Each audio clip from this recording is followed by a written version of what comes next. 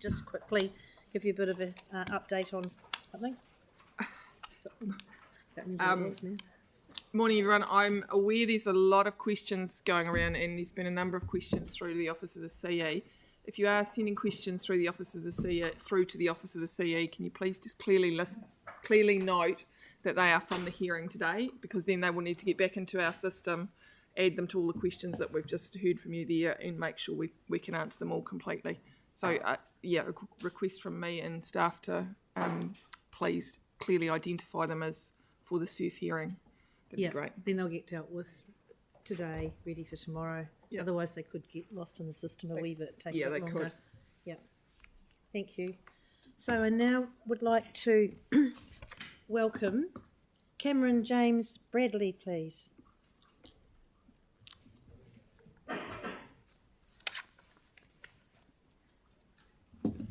Good morning. Good morning. Kia ora.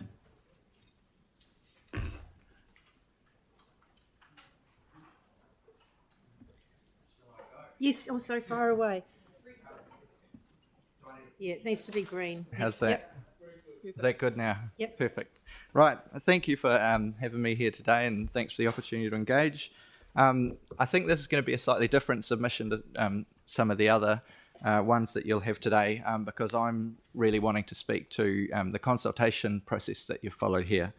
I note that it looks at a number of similar themed projects rather than looking at individual projects, and I really support this, noting that often a lot of the people that you hear from are older, whiter, wealthier, and have spare times on their hands. I think this really does a good job at allowing people who feel less strongly about individual projects and more strongly about intent to get their views across on a range of projects quickly.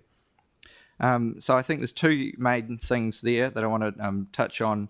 The passion for projects. So individual projects elicit strong responses from people who are locally impacted. But we know that every little project has some systemic impacts as well, and they create impacts on people who aren't local. People such as our Pacifica neighbours, to name one party, who are impacted by climate change.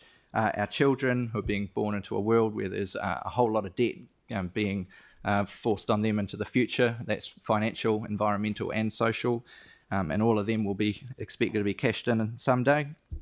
And our communities that are sort of are currently locked into car-dependent neighbourhoods where other modes such as cycling and public transport are struggling to get the volume required to actually maintain these other quality modes.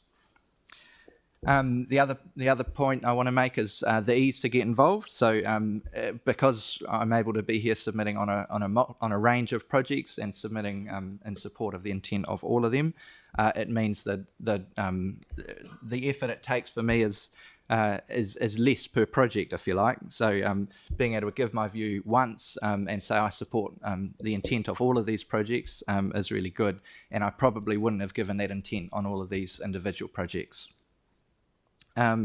So as I've mentioned, I do support the intent of these projects. I've reviewed them basically, and I also wanted to say that I'm not here to submit on the details of any of the projects. I'm more than happy for people who know the areas better, who are the experts in their fields, to sort out the details. But I do want to say that I'm fully in support of the cycleway, bus improvement, walking, those and safety projects. Now, the one point I would make about the consultation process is, as the map is a funny view to look at, it'd be nice to have a sort of summary on top of that as well, maybe a couple of page kind of overview. So that's all from me. I hope you take this feedback on board, and I really hope to see more consultation processes like this, or different ways of engaging our current and future communities going forward. Happy to take any questions. Thank you very much. And thanks for that feedback. We're getting really, really positive feedback on this particular consultation. So it's really good to see. And, that's good. And it's great to have staff recognised for the good work that they're doing, the effective work that they're doing as well. So thanks for coming in. Doesn't appear to be any questions. So thanks again. Thank you very much. We'll move on to Rod Mackay.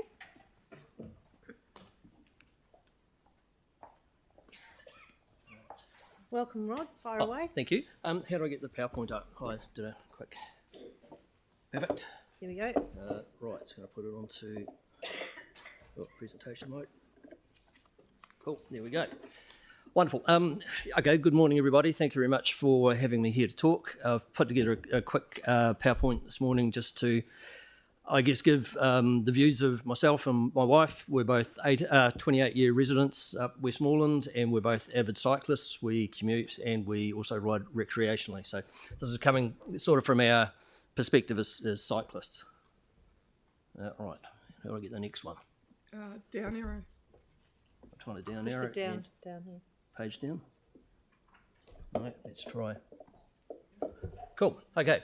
So I've taken a picture. I know it's not from the absolute latest version of the plan, but anyway, I've highlighted a number of points on the picture there.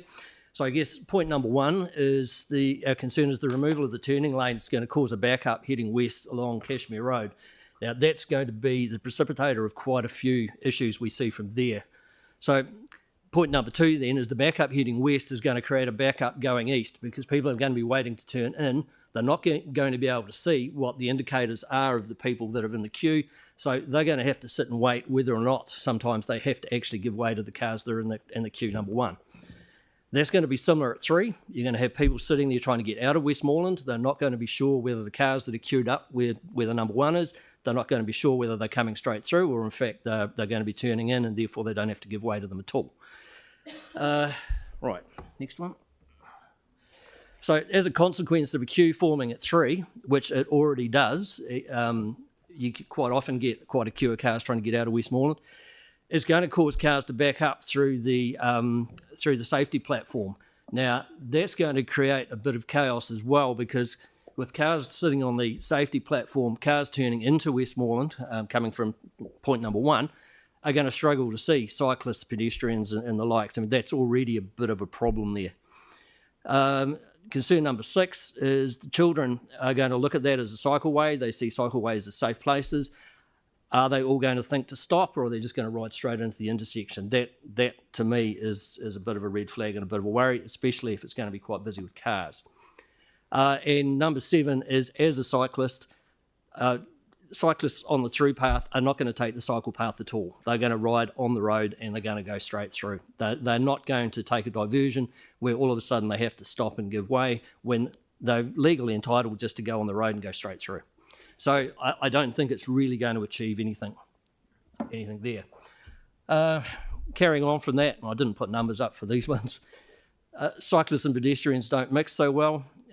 We've seen both in New Zealand and overseas, when my wife and I cycle quite a bit overseas, cyclists and pedestrians just don't really mix that well. Cyclists easily travel at 30 km an hour or more, especially with the advent of e-bikes. And when you've got pedestrians, you've got people with dogs, you've got all sorts of other things happening, it's a real mess. Initially, I had number 9 there as the refuge crossing going across Cashmere Road basically to the north. We're trying to figure out where that was actually supposed to go to. We now hear that there's a subdivision planned for over there, so that may explain it, and that may actually further complicate this whole piece of road. So that's something that we're sort of thinking about. And our concern, I guess, is the plan appears to miss the point that most cyclists want safe passage through an intersection, not trying to avoid it. We just see this as being unnecessary confusion and, probably money that doesn't really need to be spent. If we were to offer a safer alternative, it would be actually to clear up the verges on both sides of Cashmere Road. There's room to do both, and in fact, on the south side of the road, there's to the right of where it says bus stop there's a large patch of churned up grass that's just been sitting there forever, doing absolutely nothing. It's a bog, in fact. That could be sorted out. There's room to sort out the verge on the other side. Just make them nice and clear and straight through cycleways would really, really aid things. It would declutter the intersection. Keeping the turning lane would keep the traffic flowing and reduce the number of cars that people potentially have to give way to. The cleaner, the simpler, the better. And at the end of the day, if kids don't feel comfortable riding across that intersection, they can still actually go on the pedestrian walkway if they do it carefully and slowly, because that's exactly the status quo at the moment. You see a few kids doing it. You don't see that many, though. They generally don't like the hills. So yeah, I guess our questions were, what was the actual problem that's trying to be solved? How many accidents or near misses have there actually been there? I mean, we've lived in the area for 28 years. I used to skateboard up there when they first put the roads in. So that's going back even further. I don't know of anybody that's been or come to grief on that corner. Your time is up, so you have to wind up. Okay. We can read this, and we'll have this in our. Sweet. Okay. Cool. And there's a picture. So There's a picture. No, look, that's a really good, clear submission. Thanks for taking the trouble to do that and do the PowerPoint. It was really, really clear what you're saying. So we Thanks. appreciate that. yeah, we appreciate the opportunity to say a piece. Excellent. Thanks for coming in. Thanks. Thank you. We'll move on to Karen Whitler.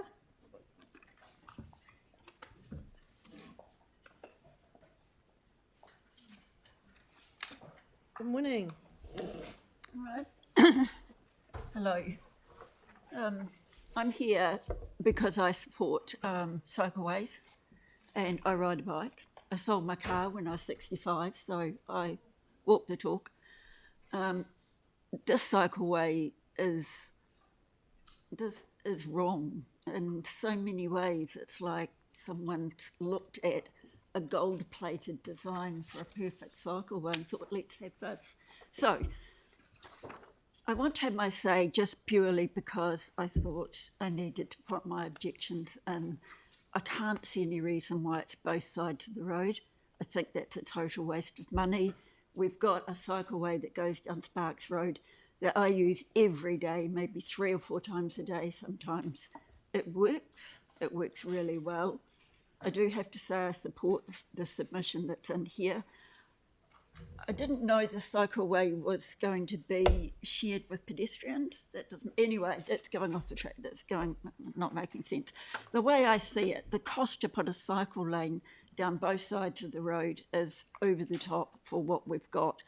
And the fact that money could have been better utilised, extending the cycle lane on one side of the road, on the hillside, and taking it at least down round the curve on Henderson's Road.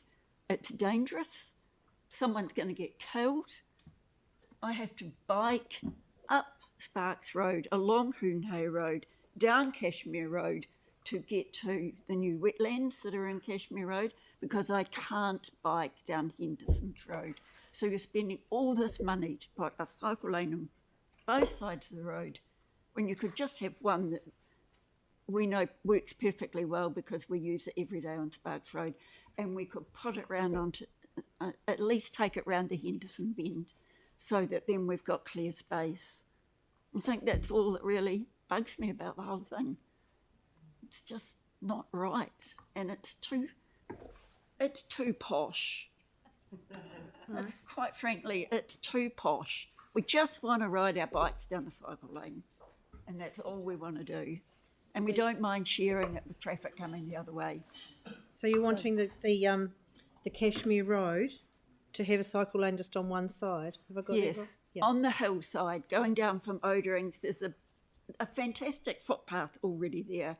There's a very wide space between the footpath and the road. Yep.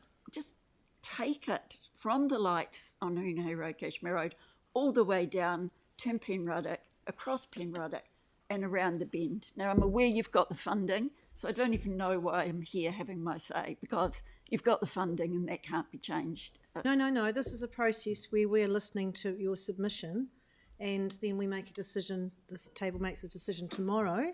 The staff put through the design through to Waka Kotahi, who then release the money, and then we get cracking. So, we are listening, and staff will give us advice on your proposal. I'll go back to the Waka Kotahi and ask them if you can change the design and at least just extend it a little bit further to take out that bend. Yeah. So that we've got somewhere safe to ride The our bend bike. onto Henderson's Road. Definitely not against it, just against. Okay, thank you. Are there any questions? Yanni? Yeah, thank you. I don't know if you go further down Cashmere Road, but what's apparent looking at the map is a lot of people will have to back their cars out across the cycle lane and into the traffic lane. And I don't know if in your experience, whether you've seen or had many experiences of that. Well, they have to do it on Sparks Road. So that's another thing about this whole thing is that there's a lot of infill housing down Cashmere Road between Hoonhay Road and Oderings. I mean, a lot of infill housing. Now, where are those people? Those people, I know those people have not got enough room to park their cars up their drive. If you put a cycle lane on both sides of the road, where are those cars going to park? And I get it, I sold my car, but, some people haven't. And what, they're going to park down Kaiwara Street, Maven Road, and in and around, because they're going to have to park them somewhere, because the way the houses are built, there's no room for them to park. If I bike down, I've never had a problem actually in Sparks Road with a car coming out and not being aware. It takes them about maybe 3 or 4 months to get used to the idea, and then they find a way and they work around it. And there's a doctor's office down Sparks Road and a pharmacy, and both of them have to cross it, and no one has any problems. Hey, well, thank you. That's brought you exactly to the end of your time, but we really appreciate you coming in, and we are listening to you. All right, thank And you. you'll get feedback. Yeah. You'll get feedback on what we've decided at the end of this. Thank you. Thank you very much. Richard Hamilton, please. Is there any chance you could pull up slide 2 of Rod's? He's done the work for me. Presentation. Slide 2 of Rod's. Rod was just earlier, just before clearing. Rod Mackay. It's just that intersection makes it a bit easier to explain. Yep. So I'm Richard Hamilton, a 20-year resident, so I'm a newbie compared to Rod, of Westmoreland. And it's my first time on these sort of submissions. But first I'd like just to applaud the team for the intent of this process. And I wish this had happened 20 years ago, because my kids didn't take up biking because of that road. That one? Is this the right one? That's the one, thank you. My main concerns is this intersection, and I think it has been for most Westmoreland residents for a long time. There's a lot happening on this intersection, mainly for those turning out of Westmoreland, going right back into town. We've got a luxury at the moment which works really effectively, which is a slip lane going from town west along along Cashmere Road, that turns left into Westmoreland. That is very effective, and it as Rod said, it helps stream the cars so you can see who's turning, who's not, and gives you time to move across the road. This proposal, I know it's been modified, and thank you to the team for listening and making those modifications. I think you've taken those on board quite well. There was a lot of happening with pedestrians potentially going across on the right there. You've got sunstrike at this time of year coming along the road when you're turning out in the morning. The bus stop has been moved down to where 7 is there. That's further adding confusion and blocking line of sight down the road. So it's very difficult to get out and go right on that intersection. Now, if you've got a longer car or a trailer, you're also going to be mounting that in Penruddock there, that rise, which is further going to hamper your ability to quickly get out across that road and out of the flow of traffic going from city to west. So we're asking that, can we move that cycleway into the park behind the sign around those trees there, and shift that Penruddock Island down a bit, down the screen, so there's more space for a car, and keep the slip lane in lieu of doing any other control process on that intersection. So if my preference personally is a roundabout, but I know there's lots of debate about merits of roundabout and cycles and so forth going through there. But I'm also conscious you've got another whole subdivision going into the north of that, and it would be preferable that all the intersections came in at that point, so it was more controlled to enable easy exit ways out of that process. And I've just endorsed the other comments really, which can we find a cheaper way perhaps of maybe using this money along that cycleway there, but to extend it around to the wetlands. A lot of people walking around that Henderson's Road piece, and it is very dicey, particularly with kids around there. So if there was a way of achieving that through this process, that would be advantageous. But overall, very supportive of what you're doing. I think it's long overdue, and you've done a great job of getting it to this point. So just really want to focus on this intersection and just be mindful of, particularly this time of year, the sunstrike impact along that road is quite dramatic. And despite what was said by Rod, I have witnessed a lot of accidents that don't get reported on that intersection. Yeah, that's the thing, isn't it? Been a number this year already. So thank you. So do you support Rod's option that he put up? Did you see that? Probably on these slides here, you mean, in terms of... What's the next slide? Can you put Rod's next slide on? No, I think he had an image. That one there. Personally, I think you keep the bus stop where it is down outside the by the tennis courts, and you shift the shared pathway into the park at that point, around into Penruddock, and then shift that crossing down further. I know the professional, semi-professional cyclists are not going to use it anyway. They're probably going to just continue along Cashmere Road. Right. But for everyone else, and families and everyone else, it gives safer access around, and you can go directly across to the bus. I'm not sure who actually uses that bus stop.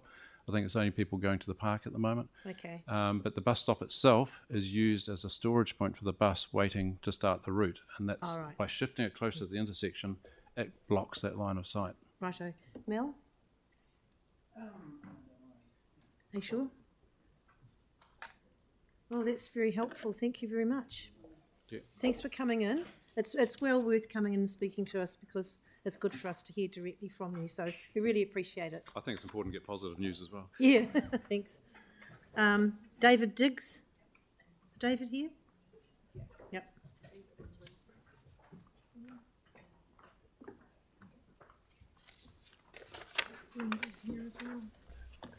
Good morning, my name's David Diggs. I probably hold the record here. We were the 8th house to be built at Westmoreland. We have 2 families, our daughter and son both live in the area with 7 grandchildren. So the whole access is important to us.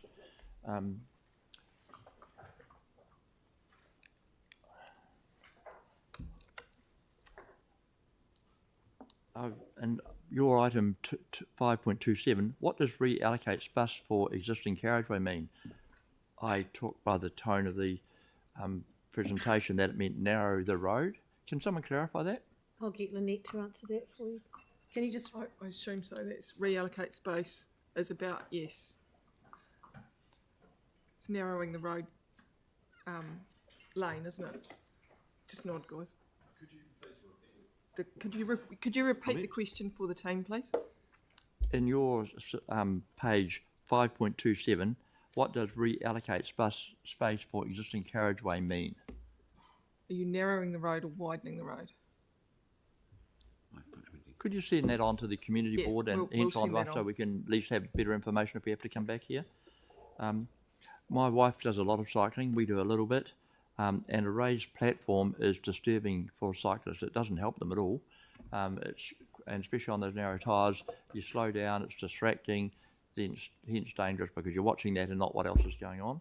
So an opinion. The turning from Penruddock Rise out is certainly a major concern. The traffic's banked up there in the morning, 8 to 9 o'clock in the morning. And I didn't see in those 38 pages or whatever, lots of pages, anything about the drift was 4 directives you were given, and one of them was to reduce the CO2s. Well, if you've got cold running engines in the morning, which they mostly are, they've come down the hill, they're not working, you're going to have a queue of cars waiting there, running rich, burning CO2s, which I don't think will achieve one of the objectives set out in the original proposal. So that's a side point. I don't care about CO2s, but that was your original proposal, and I haven't seen the figures, the results of your study into what effect that's going to have. Could you send those to the community board, please, so we can consider them?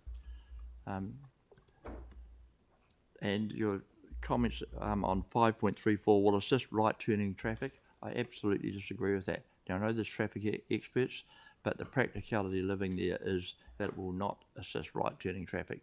What we've got is quite good, and if you had a slip lane like they have on Travis Country coming out of Travis Country Road, where it's got road marker things, that's a really clever bit of design work for a slipway coming onto a busy road.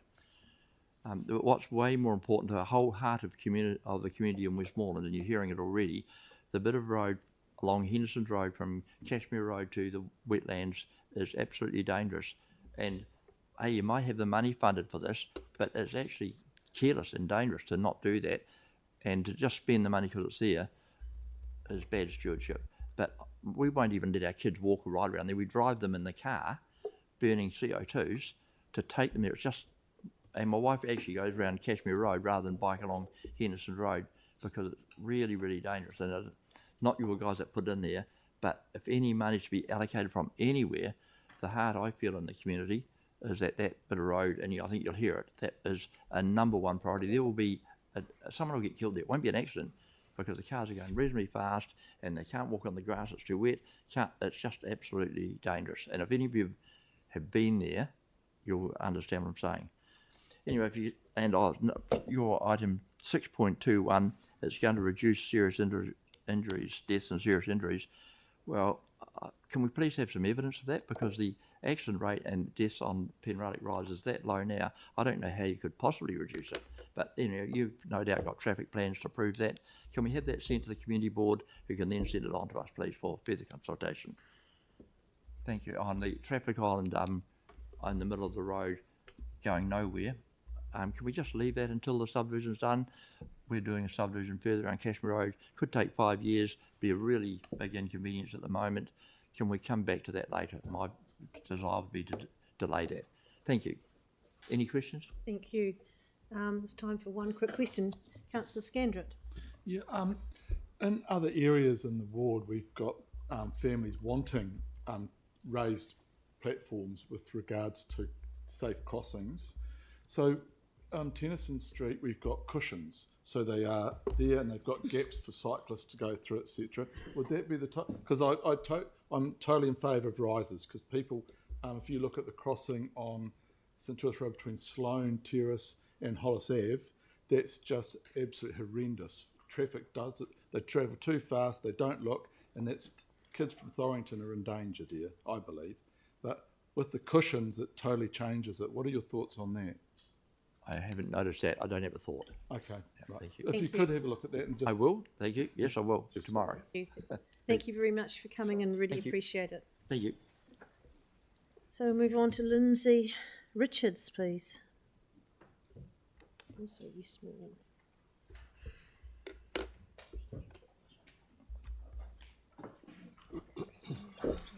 Good morning. Thank you for coming in. Can you hear me all right? Yes, perfectly. Good morning, councillors, and thank you for your time this morning. I'm a 25-year resident of Westmoreland, and I have to say that intersection's probably been an issue for all of those 25 years.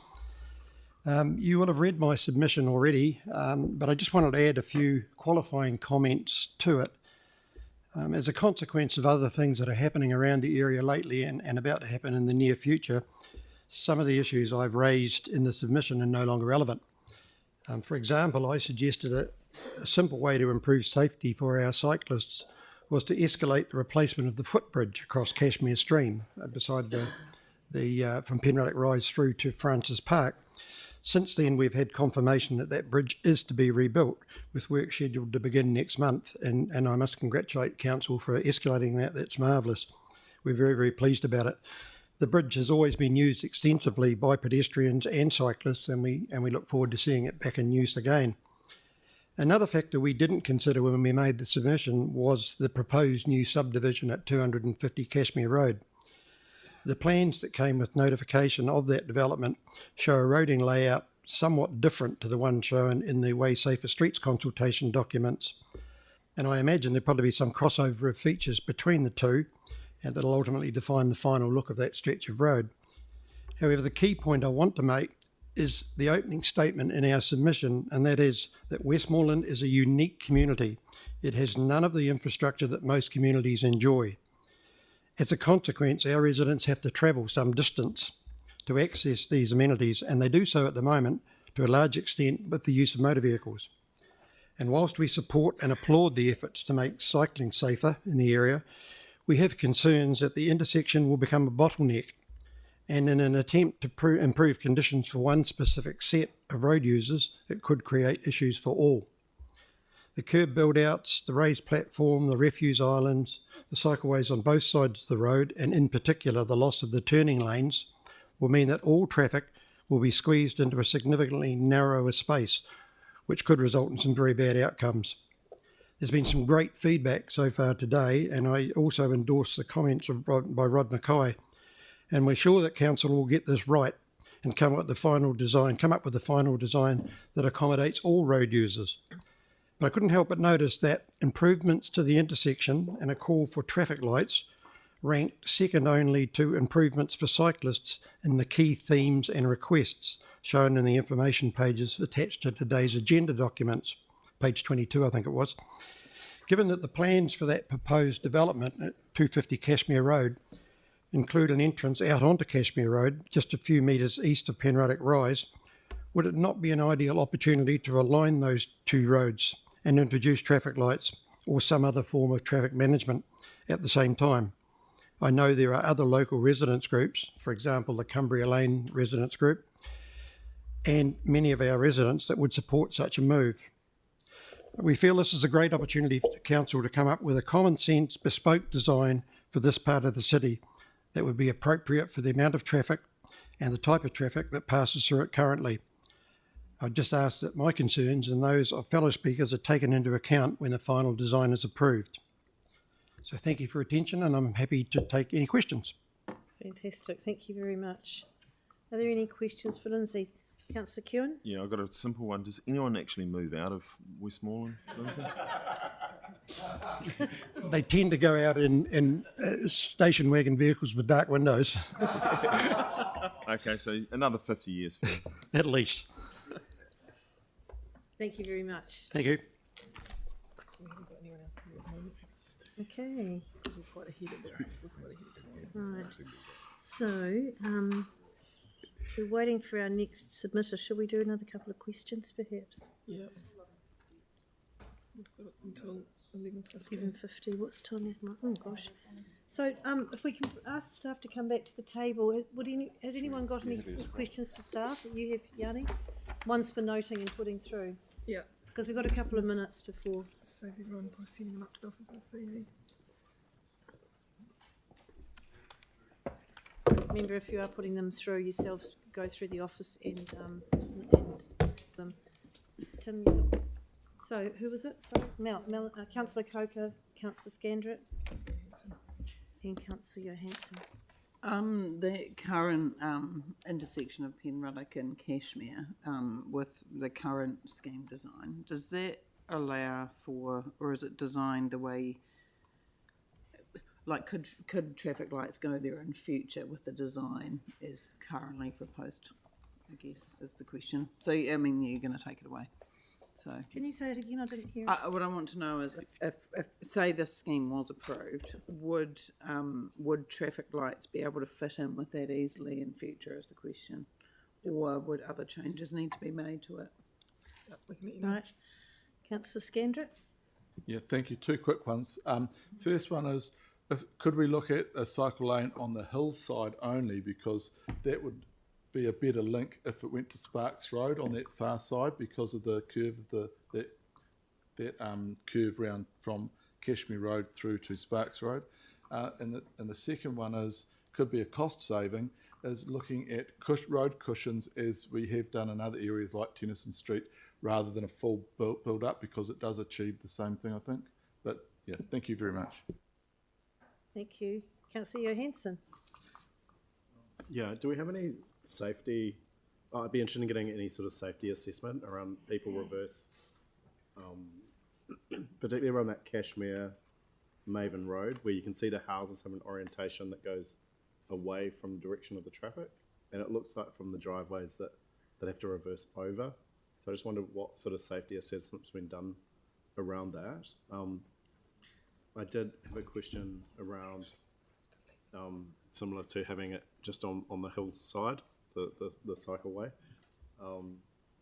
and again, what's the traffic modelling that we've got, and do we have the consent for the development to understand what the traffic assessment has shown for that development that's going to occur across the road? Because it'd be quite interesting just understanding what the data is showing in terms of crashes, speed, accidents, traffic wobbly. Thank you. Thank you. Councillor Scandrick has one more. Just thinking if it were on the north side cycle lane, then the Hoonhay lights,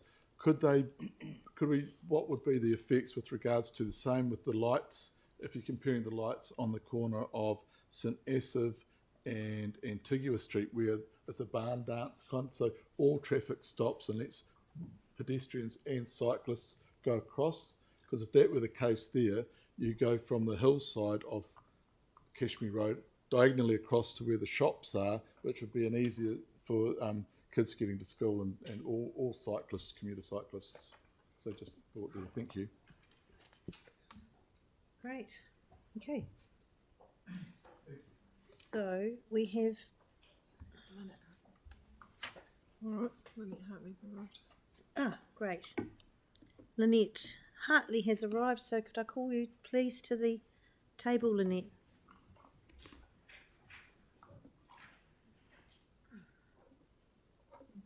It's 12:15, isn't it? Welcome. Right.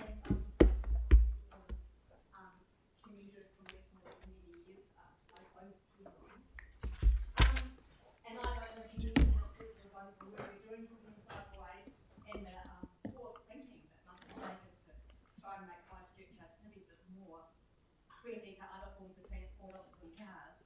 So I think that's absolutely fantastic. And I'm not going to try and tell you how to design that intersection because the council and the council planners have had way more experience than anyone else on how to design cycle intersections and multi-use intersections. So there are definitely a lot more cars because Westmoreland is expanding and all the suburbs to the west, so there's a lot more cars using that intersection.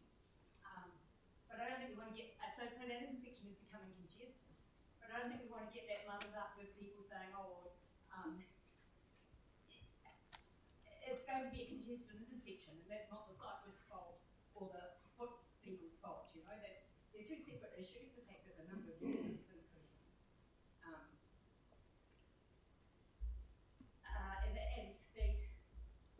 So basically I want to say three things that I think it's great that the council are working on that intersection in that area, that still leaves cyclists with quite a problem to get from Westmoreland to the cycle lanes, which I think is one of the points with making it more accessible.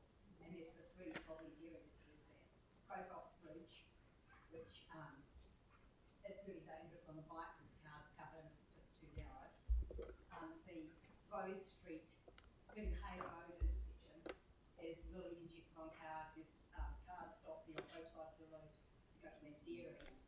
And you need to get through that intersection and I try and turn right at that intersection.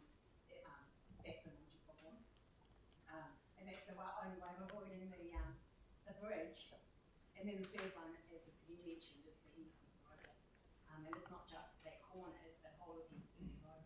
Because people, to get out of the suburb, if you're trying to go anywhere north or west, it's a really long way down to try and avoid it.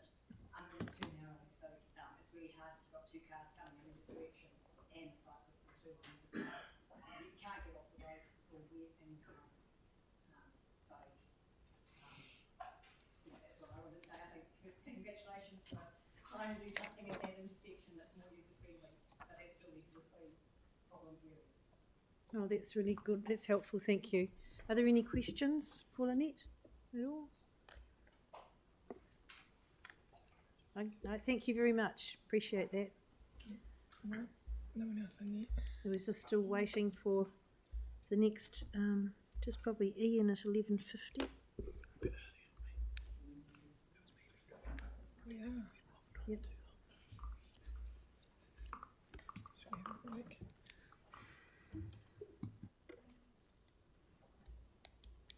Well, we could feel free to take 10 minutes, but be back by say 11:45. Or feel free to stay in here and work. But There's a gentleman down the back. Wants to say something. hang on. Oh, yeah, it's Richard, is it?